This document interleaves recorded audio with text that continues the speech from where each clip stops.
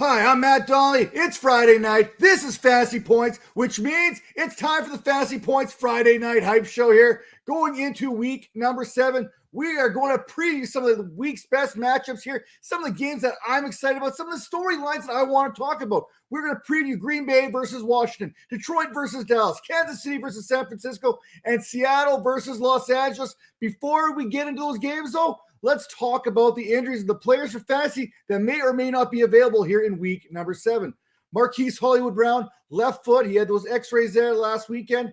They were negative. However, he is on the IR with the designation to return at a later date. J.K. Dobbins' knee is something to keep an eye on throughout the week here, heading into those games there on Sunday. We got Robbie Anderson. He had a bad case of the ABs, getting his wish and heading now to the desert there on Thursday night. I just want to throw it in there. You already know what happened on that whole situation there.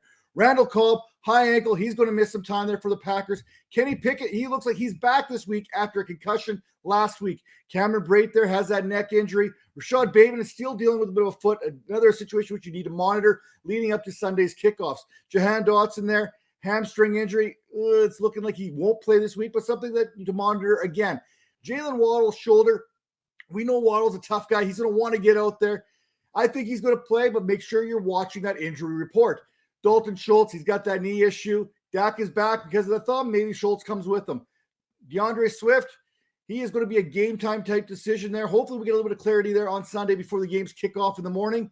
He's missed the last couple weeks plus the bye week there, so anytime he can get back in your lineup, Detroit fans are excited to get him going. Tua Tagovailoa, man, should he be back? Shouldn't he be back? I don't know, but it sounds like he's going to be there. Keenan Allen, he's still dealing with a hamstring injury there.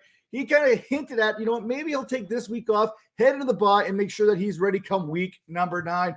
Now, if you want all the latest updates there as far as injuries are concerned, make sure you check out our very own Dr. Edwin Porras there for those injury updates ahead of week number 7. He does a good job there over at Fantasy Points, making sure that everyone is up to date every day. Now let's get into the games that we're not going to spend a whole lot of time talking about, starting with the Cleveland Browns at the Baltimore Ravens. Is the Gus Bus fueled up? I don't know, but who knows? Maybe it's going to make a pit stop this week in Baltimore. Tampa Bay, Carolina, Rule's gone. Robbie Anderson's gone. Who's next? Panthers are basically interviewing for 31 other teams at this point, and we know that they need some draft capital to head up 2023. Atlanta at Cincinnati. This Falcons defense is better than you think, but what I want to know is, will the Cincinnati Bengals get back into my fantasy football circle of trust? New York Giants at the Jacksonville Jaguars. Giants are looking to run that record to 6-1, and hey, they've got some very winnable games here. They could be 9-1 before you know it. Indianapolis versus Tennessee, Jonathan Taylor versus Derrick Henry. Fantasy managers right now are basically that meme right now, poking Jonathan Taylor with a stick saying, please do something, anything. This week, I think he gets it done, but hey, last week he chose not to play, so who knows what he's choosing this week. Houston at Las Vegas. Houston's run defense has been a problem this season, and Josh Jacobs has back-to-back career weeks. Could he make it 3 weeks in a row, setting career highs? The New York Football Jets, Jets, Jets. They are heading to the Mile High City, take on the Denver Broncos. Thank you, baby Jesus, that we do not have to see another Broncos game on primetime TV. And also, any, mini, miny, more. Is Elijah Moore going to be there for the New York Jets? He's already requested a trade. I doubt the Jets are going to grant that. And did Nathaniel Hackett, did he happen to play DB at any point in his career? Because, hey, he's been doing a lot of backpedaling so far this last week. Now let's get into the games of the week that I'm excited to talk about, starting with the Green Bay Packers at the Washington Commanders. Green Bay, this is the end. My only friend, the end. Amid speculation once again that Aaron Rodgers is going to retire at the end of the season, and yet Rodgers, he hasn't come out and said, you know what, relax. At least not yet. And people, they're starting to freak out. They really should be freaking out about how incompetent this offense has been so far. Now, good news, Packers fans. This is a very favorable matchup for Rodgers and the Packers receivers. And even with the news of Randall Cobb that he's going to miss several weeks, Washington's secondary, while allowing a lower catch rate, has been crushed. I mean, absolutely crushed by the deep ball this season. The Commanders have allowed 1,112 yards receiving so far this season, 8 touchdowns, which roughly translates into about 40 fantasy points per game. Now, the Commanders, they're also allowing 7 yards per pass this season, which is the 6th most in the league. And it gets even better for Rodgers and his pass catchers, as the Commanders have allowed the 2nd highest passing touchdown rate so far this season, which is bad news for Washington because they've been bad in coverage. They're even worse when it comes to tackling players once the ball is in their hands, which is good news for Romeo Doubs here, which makes him even more attractive this week. And man, I have myself a man crush on Romeo Doubs. I don't think it can be any more attractive, but here we are. Look at him. Look at him. He looks good, man. He looks good. Now, Doubs, 142 yards after the catch this season. That is the 33rd most in the league, and it actually sits 18th amongst the wide receiver position. I am the Lazard King. I can do anything, and I am coming off a 4-catch, 76-yard performance and 1 touchdown last week in which he saw 9 targets and ran a route there on 96% of Rodgers' dropbacks, and he continues to be Mr. Rodgers' favorite target in the red zone neighborhood. Lazard has 20% target share over the last 4 weeks, and he's actually got more air yards than Romeo Doubs has in week number 6. Now, do we even know what to do with Aaron Jones and A.J. Dillon anymore? Do we even know which Packers back it's going to be week in and week out? The Commanders, they rank 14th so far this season in fantasy points against, holding opposing backs to 21.63 fantasy points per game, and they rank 11th in receiving yards allowed to the position. So perhaps this is an A.J. Dillon type game here. Then again, do you really want to mess around with the Commanders front that features Daron Payne there, Jonathan Allen, and Montez Sweat? I'm not sure why the backfield is as evenly split as it has been. We've seen that Jones is the better of the two, ranking inside the top 10 this season in yards after contact and 13th in yards created per touch. With Jones's ability to get to that second level there and the Commanders' porous ability to tackle, one would have to think that the best plan of attack would be to get Aaron Jones the ball. Now, Robert Tonyan is back. Mr. Mojo rising. He saw 27% target share and a 75.5% route participation last week as he continues to work his way back from that torn ACL last season. Those numbers, they are significant considering he had averaged less than 13% of a target share and ran a route on less than 54% of the dropbacks in the first 5 games so far this season. And honestly, I can't stop smiling because I somehow slid 3 Doors references into one team preview. Now, turning our attention to the other team, the Washington Commanders, after playing through a bicep injury there on Thursday Night Football, Wentz has succumbed to a finger injury that is going to sideline him for the next 4 to 6 weeks and could possibly land him on the IR. Now, good news, Commanders fans, that should basically change the trade compensation from a second-round selection to a third-round selection. So, hey, that's going for you that way. Now, Wentz, in his place, we get the return of Taylor Heineke, well, at least until Sam Howell is ready to take over within the next couple weeks. Now, hopefully, Terry McLaurin, he's already spoken to these other Commanders pass catchers about the importance of protecting themselves when Heineke is under center, as he has a tendency to hang his receivers out on more than one occasion. Not to mention, he was the 35th out of 37 quarterbacks last season when it came to on-target throws at just 73%. Last season, Heineke's fantasy appeal, whatever you want to make out of that, it came with his legs as he had the 8th most rushing yards among the quarterback position. Also, Curtis Samuel, catch the damn ball already. Seriously, I thought I was over it, but clearly I am not. After looking like a league winner for the first couple weeks of the season, that shine has dulled on the Samuel hype train. Samuel has seen 5 or more targets in every game this season, and he has led the Commanders in targets in each and every week. However, with an ADOT around 4.8, those targets mean absolutely nothing on the fantasy side of things. Heineke may need to reconsider his target distribution here, as Douglas there for the Packers. He can get things done defensively, and Samuel is like to see him much of this contest. Now, I may be disappointed in Curtis Samuel, but at least he is a top 40 PPR receiver this season. The same cannot exactly be said about Terry McLaurin, who is barely holding on to wide receiver 40 status. Perhaps if he saw more than 16.4% of targets, that would change. But the change under center this week means that's probably unlikely. Good news, the Commanders have been using McLaurin to stretch defenses out there, as is evident by his 12 deep targets this season, which is the 3rd most in the NFL. Now, give Green Bay its credit. They have been tough this season when it comes to opposing quarterbacks. They're allowing an average of 11.16 fantasy points per game, which is actually the 4th lowest in the league, and they've only allowed 4 passing touchdowns so far. With no Wentz, to keep this game reasonably close, you have to expect we're going to see plenty of J.D. McKissic become more and more involved as a primary passing back in this offense. That said, Antonio Gibson, who we thought was dead and mostly a special teams kind of guy, he led the Commanders last week with 3 receptions against the Bears. And then again, that game was a little bit closer. It was ugly, but it was closer. Now, with this backfield, we know Gibson, we know McKissic, they're going to factor in somehow, some way. But Brian Robinson has basically cemented himself as the main man, handling 71% of the carries last week, while we have seen a steady decline in Antonio Gibson's snaps from week 1, where he saw 64%, to the snaps last week, which he saw only 26. Next up on the docket, we have the Detroit Lions heading to Big E to take on the Dallas Cowboys. Now, Detroit, who is the real Jared Goff here? He really feels like that whole saying there about you can put lipstick on a pig, but it's still a pig, especially when it comes to fantasy quarterbacks. On one hand, you have a quarterback who has the 6th most fantasy points per game this season, as Goff is averaging 271 yards per contest, which actually ranks 8th on a per game basis. However, digging deeper into the numbers, digging into that ugly truth, we see that Goff's adjusted completion rate ranks him 32, and PFF grades him as the 25th best passer. This week against Dallas, he faces a Cowboys team that leads the league with 24 sacks, averaging 4 sacks per game, led by Micah Parsons, who has 6.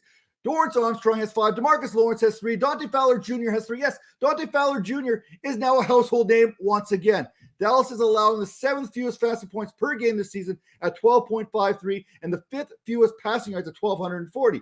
In large part because of the pressure that they are able to get on the opposition. You've heard about that sack number. Now let's channel our inner queen and go under pressure. Dallas's pressure rate is tops in the league, thanks in large part to Micah Parsons getting 16 quarterback pressures, Armstrong 9, DeMarcus Lawrence has 10, and Fowler has 12. There is a chance that we get to see DeAndre Swift back in the lineup after missing the last couple contests then. But keep an eye on that status, as it is still up in the air. And this could be another week for Jamal Williams. One thing that we are confident about is the return of Amon-Ra St. Brown this week and a potential battle with Trevon Diggs, which, hey, you know what? You know I love those cornerback versus wide receivers, premier type matchups. When St. Brown runs from the slot, which he has done 66% of the time, he's more than likely going to see Jordan Lewis there, who has allowed a 113 passer rating and an 84% catch rate so far. The matchup inside the matchup is going to be the Cowboys zone defense versus the aforementioned St. Brown. Now, St. Brown ranks 15th in yards per route run versus zone, and he has seen nearly 60% of his targets against zone coverage, something that Dallas runs on more than 70% of the time. Now, temper your expectations when it comes to TJ Hawkinson this week, as he may be asked to block a little bit more to allow Goff to have a little bit more time in that pocket. While Hawkinson has provided fantasy managers with a 19% target share lately, much of that has come with DeAndre Swift and St. Brown missing time. Dallas has been tough on tight ends this season, allowing an average of 8.72 fantasy points per game. And with the amount of zone coverage that I mentioned that Dallas likes to run, even if Hawkinson is asked to get involved in this passing game, he is going to struggle, as he has historically struggled against zone defenses. There's not going to be much time for Goff to get on target with them deep balls, especially with the pressure that Dallas likes to bring. So DJ Chark is going to have a quiet night if he is able to play for the first time since week number 1. If not, Josh Reynolds becomes an interesting flex play here, having produced 4 top 36 fantasy weeks in the last 4 Lions contests. For the Dallas Cowboys, Dak is back. Tell a friend. Guess who's back? Guess who's back? Guess who's back? I can do this all over again. The Cooper Rush experience is over, at least for now. We've seen what Lamb was able to do in this offense under Cooper Rush. Now can he level up with Dak Prescott? The pressure is on Prescott, as Lamb is the only player in the NFL. Yes, I'm going to repeat this one more time. The only player in the NFL with at least 8 targets in every game so far this season, and has the greatest target share of any pass catcher, coming in at 33.5% of the Cowboys' targets and being targeted 32.4% of his routes. On 185 routes this season, Lamb is averaging 2.2 yards per route run and has an ADOT of 9.9, accounting for 39.1% of the Cowboys' air yards, which is the 5th most in the league. The volume is there for Lamb to be a top 5 fantasy receiver week in and week out, but the receiver's production sits at 12th in the PPR formats this season with 87.4, but 20th on a points per game basis at 14.6. Detroit has allowed 899 receiving yards so far and 5 touchdowns to receivers this season in 5 games, which works out to the 9th most fantasy points per game against that position. So you should feel pretty good about starting Lamb and Michael Gallup and heck, even Noah Brown this week. What about the other playmakers for Dallas? So as much as we don't want Elliott to be a thing anymore, mostly because we are selfish beings and we like the newer, shinier, faster things like Tony Pollard, Elliott, he keeps on keeping on. Last week against a good Eagles defense, and I cannot stress that enough. This Eagles defense, it was pretty good. Elliott ran for 81 yards on 13 carries, which is an impressive 6.2 yards per carry. Again, one of the best defensive fronts in the National Football League. That said, It was only Elliott's second top 20 game so far this season. But hey, if you set the bar low enough, eventually you're going to triple over it, and people are going to praise you. Both teams, they like to target the receivers. The Lions have targeted wide receivers 61% of the time, while the Cowboys, they've targeted the receivers the third most in the league at 65%. Will that change with Dalton Schultz returning this week? I mean, we thought he was back last week, and then he turned out to be one of those last-minute inactives. But perhaps the return of Dak Prescott ushers in the return of Schultz. The Schwartz is strong with this one, especially when the Lions allow the 9th most fantasy points per game at 14.88. The third game this week I want to talk about is the Kansas City Chiefs at the San Francisco 49ers. Kansas City, hey, San Francisco, they rank 6th in fantasy points allowed to quarterbacks at 11.45. 5th against receivers at 27.45. 2nd against running backs at 16.8. And 6th against tight ends at 7.62. And none of that means a damn thing this week, going up against Patrick Mahomes, Travis Kelce, and the rest of the Chiefs cast of misfit toys. Mahomes last week against the Bills, you know what? A pretty good defense they got over there in Buffalo. He lit it up for 338 yards while averaging 8.5 yards per attempt. Now, Travis Kelce, he did his thing, catching 8 passes there for 108 yards, but it was Juju Smith-Schuster who has now once again lured fantasy community into a false sense of security after a 5-catch, 113-yard performance in which he scored last week. By the way, it's a trap. Do not fall for the Juju Smith-Schuster thing again. Do not fall for it. I'm going to talk about it here in a second. It will be interesting to see how this 49ers team reacts to Patrick Mahomes. Mahomes has been good against pressure this season, receiving PFF's highest passer grade against pressure while ranking 5th in pressured passer rating. You can say that 5 times fast. That said, San Francisco can get pressure on a quarterback without losing anything on the back end. While the 49ers rank 2nd in pressure rate, they're doing this with the 18th most blitzing rate. You know what? Maybe I'm wrong. Maybe Juju Smith has turned the corner. Maybe Juju stands, whatever you want to call them. Maybe they're right on this one. I doubt it, though. The numbers, they say otherwise. Last week was Smith-Schuster's first top 20 week of the season. If you're into that, thinking that's great, I mean, if you can think being a top 20 wide receiver 16% of the time is good news, then hey, maybe Smith-Schuster is the hero that you deserve. Now, Smith-Schuster is 32nd in yards per route run this season, but one positive that he does have going for him is Emmanuel Mosley, one of the best corners that the 49ers have. He's on the IR, and Smith-Schuster is going to see either Samuel Womack there or Dante Johnson, who have both allowed 100-plus passer rating so far this season. Travis Kelce is good at football and podcasting. Not as good as his brother on the ladder there, but he's still pretty darn good. At the end of the day, this Chiefs offense is still pretty one-dimensional. It's one hell of a dimension, but this run game, it needs to improve. It has been absolutely gone the last couple weeks, especially in one of those what have you done for me type situations there. And yes, I'm looking at you, Clyde Edwards-Helaire. For the 49ers, Jimmy Garoppolo's catchable ball percentage this season sits near the bottom of the league at 79.3%. That is 26 out of 34 possible quarterbacks. Now he does have the offense. He does have the weapons necessary to turn this game into a shootout, especially if you look at the Chiefs' DVOA this season, which sits 28th, thanks in large part to the struggles of L'Jarius Sneed and Fenton there in coverage. That said, Deebo Samuel and Brendan Eich have to be licking their chops and liking what they see this week, especially Ayuk, who is coming off a 2-touchdown performance last week that nobody saw coming. The Chiefs are allowing the 5th most fantasy points per game to receivers this season, allowing 40.98 per game, and are tied with the Steelers with 9 touchdowns against. After last week, this has to be a Deebo week. He has the 9th highest target share, 29.3%, while seeing the 6th most targets per route run at 32%. Not only is this a great matchup for Deebo Samuel this week as a wide receiver, but if you want to lump him in with Jeffrey Wilson as a pass-catching back then, this Chiefs defense is what you want to get in. They are the 5th worst team in fantasy at defending running backs, allowing 27.27 fantasy points per game, and that's in large fact due to the fact that they have allowed a league-high 372 yards receiving to running backs so far this year. Hopefully this is the week that we get George Kittle returning to fantasy relevancy. Sure, he had 16.3 fantasy points. He was the 5th amongst tight ends last week, but it was the Falcons. Come on, give me a break. Do it against somebody else. Now, it took a 16-point week last week to get Kittle into the top 16 fantasy tight ends this season in a fantasy points per game basis there, and he's only sitting at a modest 8.8 so far. Perhaps some added incentive is going to be looking across the field and seeing Travis Kelce doing what he does best. Now, finally, the last game of the week. It's a goodie here. We've got the Seattle Seahawks heading to Los Angeles, heading to Hollywood to take on the LA Chargers.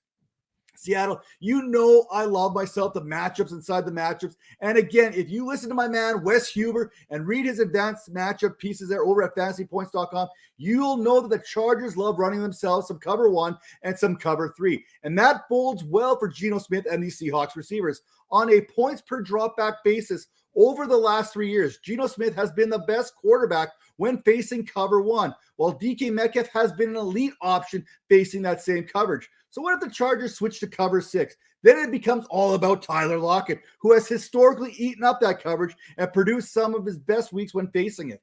Now back to Smith. I almost feel for the Chargers secondary this week. Last week, they allowed Mr. Unlimited to return to his previous form. Well, almost. I mean, there was glimpses in which Russell Wilson started doing Russell Wilson type things.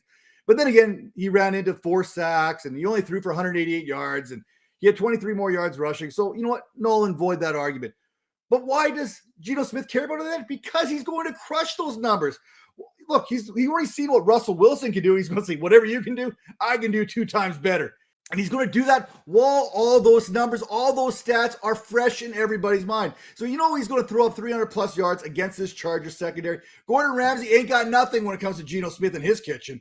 Now, J.C. Jackson, is he going to be in the good graces of the Chargers coaches this week after finding himself getting benched on Monday Night Football? Because let's be honest, the Chargers haven't had any return of investment this season. How bad has he been?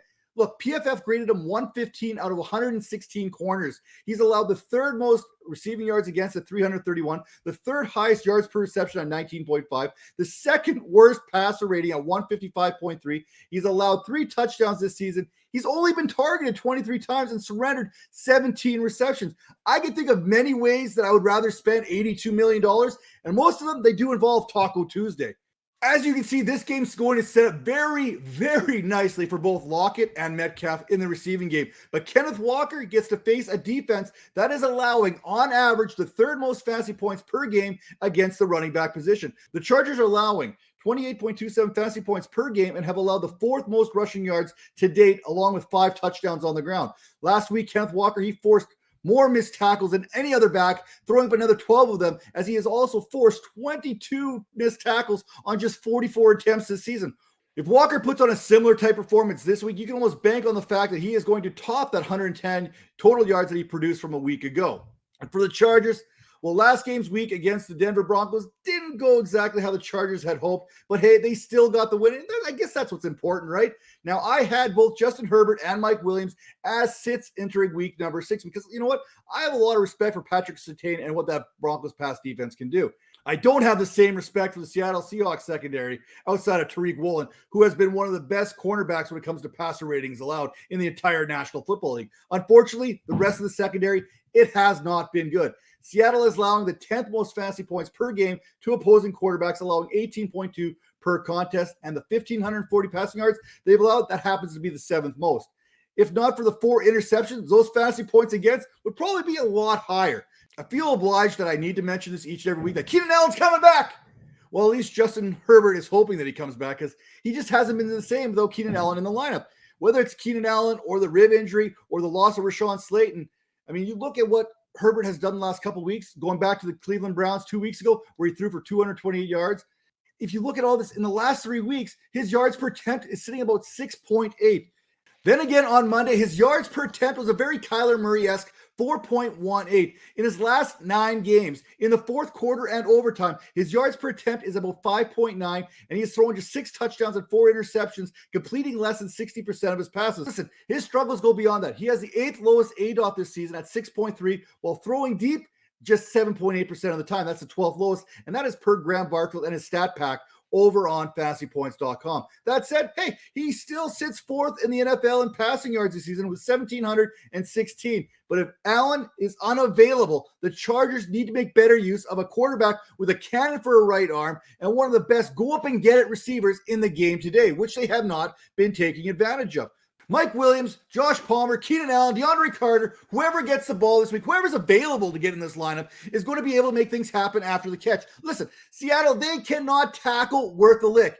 They have missed more tackles than any other team in the league, and then they have allowed the 2nd most yards after the catch, which is a scary thought when you think about it, because Austin Eckler is the best player in the league when it comes to yak yardage. having accumulated 354 yards after the catch this season. There, that's it. That's a show. But wait, the quote of the week, it belongs to Jason Kelce. Playing O-line is hard. If there's one thing that I do not like, it is a quarterback getting to offensive linemen. Like, bro, I'm doing the best I can. Get the F out of here. Get out of my face. I will put you in the trash can if you don't shut up. The last thing I want is some bleepity bleep that can't get hit, where it's called roughing the passer, to come over and tell me how to wrestle somebody every play. Get the bleep out of here, okay? Kelce talking about Tom Brady basically berating his players last week. That said, it's time for me to get on out of here as well. But first, what are some of the games? What are some matchups that you want to talk about this week? What are the games that have you hyped? Hey, drop in the comments below. Let's get this conversation started. Use promo code HYPE22 over on Fantasy Points and get 10% off a subscription today. We got whatever package you could possibly want. College football, NFL, DFS, we got you covered. But before I let you go, make sure to check out the Fantasy Points lineup here on the YouTube channel. Monday grades with Wes Huber. That's coming at you at 9 a.m. Eastern. Tuesday's plugged-in DFS review with Scott Baird and JM to win. Yes, that's Jordan Tolan. Comes at you at 2 p.m. Eastern. Wednesdays is the midweek mailbag there with Nick Script, and the daily lineup that is coming at you every Tuesday through Friday at 9 a.m. Eastern with Joe Dolan. We aren't here to yell at you over at Fantasy Points, but we are here to help you wrestle with all your fantasy football decisions, and we will see you next week.